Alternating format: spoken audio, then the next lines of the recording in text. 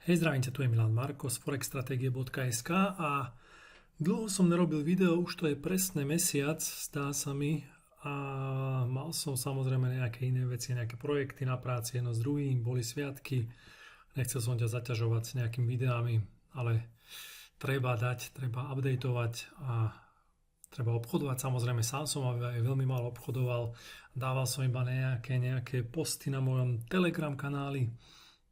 Myslím, že tiež niekedy v polovici ešte pred Vianocami a potom už teraz v tomto roku som myslím, že 2-3 trady dal. Takže ideme teraz zase na tretí týždeň, tu máme januárový alebo tretí týždeň v roku 2025. Samozrejme prajem ti už trochu neskoro, ale takisto ti prajem veľa úspechov v obchodovaní v tomto roku a budem pravidelnejšie dávať tie videá. Snažím sa vždy aspoň jedno za týždeň s tými líniami, pretože s tými líniami naozaj majú ľudia problémy správne určite horizontálne línie a k tomu teraz k tým začneme. Ako vidíš, začíname na klasický euro-dolár a potom si rozoberieme tiež zlato, pretože aj to veľa ľudí obchoduje, veľa ľudí, ktorí majú so mnou coachingy, tak obchodujú tiež zlato a rozmýšľal som, začnem analyzovať aj trochu Bitcoin alebo krypto, alebo Bitcoin teda samozrejme, ale neobchodujem to, ani nemám to na platforme, ale mal by som niečo k tomu povedať, pretože v minulý rok akože stále boli ľudia oklamaní, okradnutí cez krypto, cez bitcoiny a rôzne takéto investície a mal by som k tomu spraviť nejaké video a v minulom roku 2024 už toho bolo naozaj veľa, fakt som mal, myslím, že minimálne 20 ľudí, ktorých akože z tých, čo mám všetkých coachingy, tak minimálne 20 z nich bolo, čo boli nejako okradnutí, nejakí investovali do Bitcoinu a tie straty sú naozaj veľmi veľké. Niektorí tam mali cez 20-30 tisícové straty, niektorí menšie 200 eurové, niektorí 500 eurové, ale je to naozaj zarážajúce, že ako sa ľudia, akože takto by som to povedal, ľudia majú malé úspory 55 tisíc, 10 tisíc eur do 10 tisíc a chcú ísť tiež nejako investovať, nevedia, kde hľadajú. Samozrejme na nehnuteľnosti to nestačí. Zlato to je taká investícia alebo drahé kovy, ktoré negenerujú cash flow.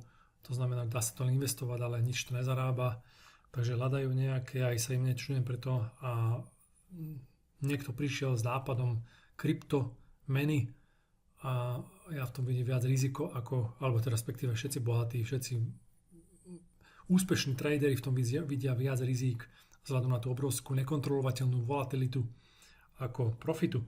Ale k tomu hovorím na ďalšom videu. Teraz ideme na tie línie euro-dolár, začneme na 4-hodinovom grafe a hneď tu mali sme tu trend dolu, ktorý skončil niekedy v polovici novembra a potom tu máme jednu líniu, ako vidíš, dávam to je akože tak plus minus, P mal down, jak sa hovorí, tu je odporová, tu je podporná, tu išiel v kanáli a potom v polovici decembra zase začal ísť akože dole a vidíš, že tá línia, ktorá bola akože podporná pre ten kanál, keď to dáme takto nejak presne, tak sa stala odporová pre tento druhý kanál. Ten si vyznačíme tu možno trochu vyššie, možno ho skorigujeme na tieto dva špice tu, áno, to bude lepšia korekcia, takže vidíš, to sa vytvoril druhý kanál, tu ho testovalo a išiel dolu, ale vrátil sa naspäť do kanála, toto je zaujímavé. A toto stále prezvukujem, stále to hovorím, či na coachingu aj v mojej knihe Forex stratégie, že treba počkať na potvrdenie, či naozaj pôjde hore alebo dole, aj toto takisto. Pozri, na čo si mal tu načakať? Takto lepšie to bude vidieť asi, áno, to je dobre, presné, takže takto. Že takto, keď prerazil ten kanál, tak treba počkať na to zotavenie a v tomto bode, keby sa odrazila, tu by sa spravila sviečka na juh, tak to by bolo potvrdené, že pôjde pravdepodobne kurz na juh.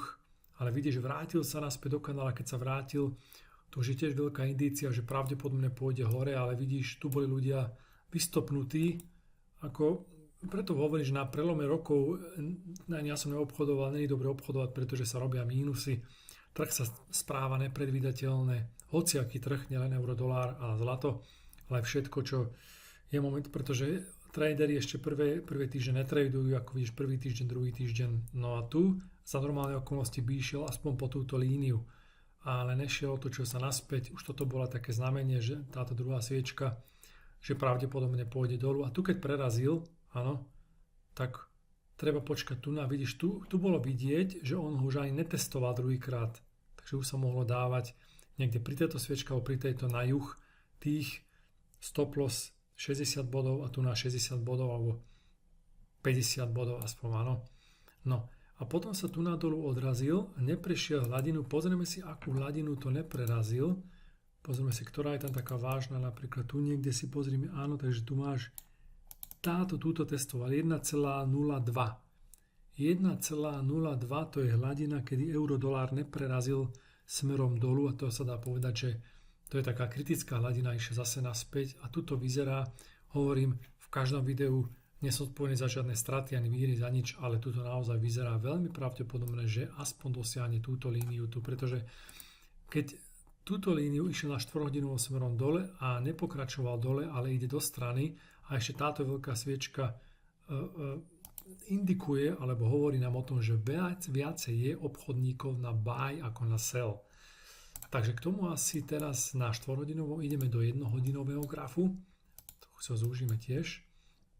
No a tu vidíš, tu máme tiež ďalšie horizontálne línie. Prvú zoberieme túto, druhú túto podpornú, taká podporná. Vidíš, táto línia dôležitá, tu sa od nej odrázal, takže tu vyzerá, že asi pravdepodobne pôjde sem, možno až sem uvidíme.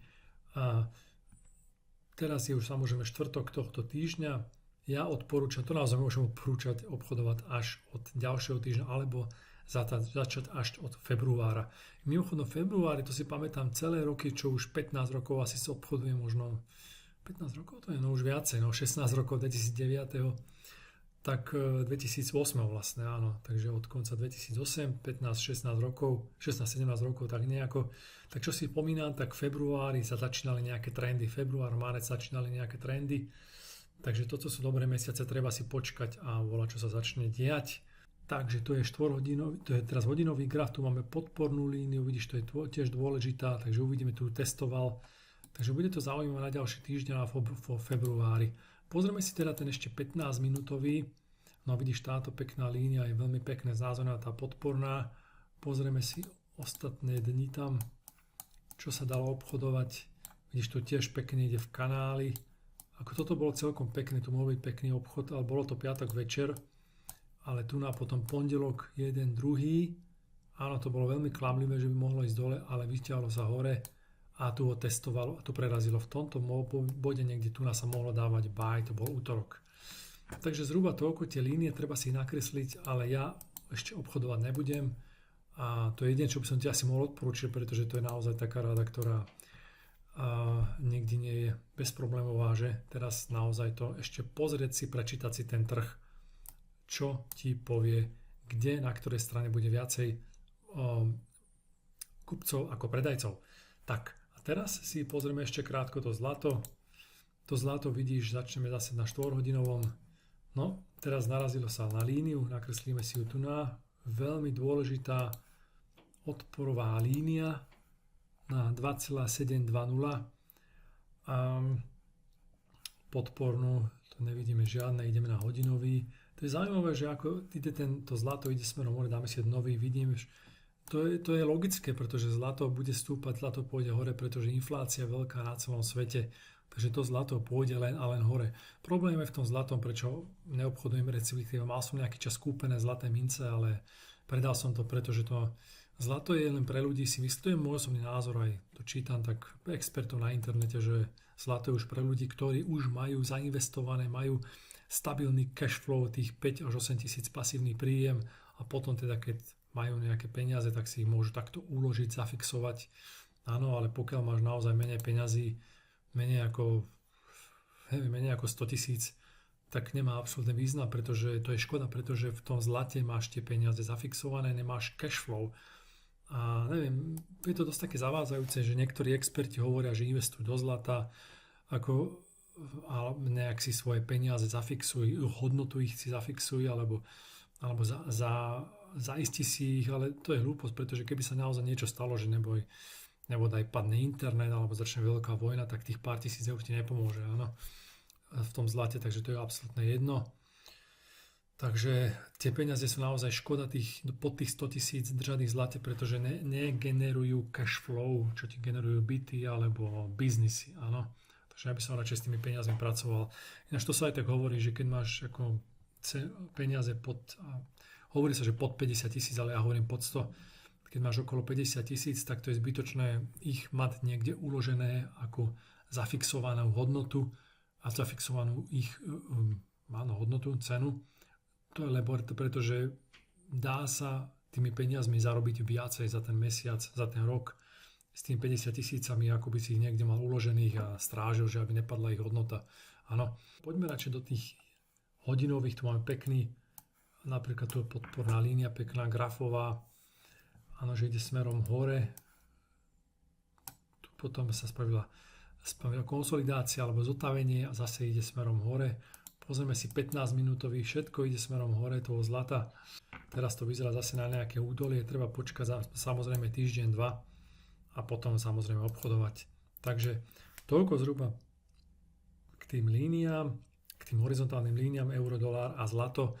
Ak máš akúkoľvek otázku, napíš mi do komentáru, napíš e-mail a prajem ti úspešné obchodovanie v tomto roku a samozrejme ďalší týždeň. To je Milan Marko.